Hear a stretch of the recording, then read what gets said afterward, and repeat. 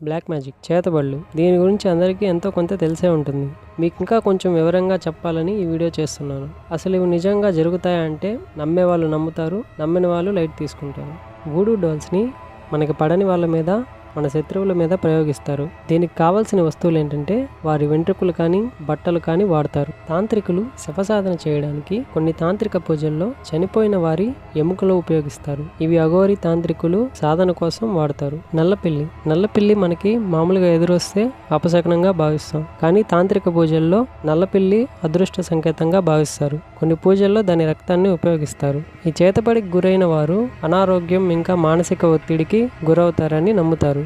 దీని నుంచి బయటపడడానికి హోమాలు, మంత్రాలు వంటివి చేస్తారు. ఇవి నమ్మకాలు మాత్రమే, సైంటిఫిక్గా ఏ ప్రూఫ్స్ లేవు. మానసిక అనారోగ్యానికి ప్రభావితం చేయవచ్చు. ఇలాంటి మరిన్ని ఇంట్రెస్టింగ్ వీడియోస్ కోసం మన ఛానల్ని సబ్స్క్రైబ్ చేసుకోండి.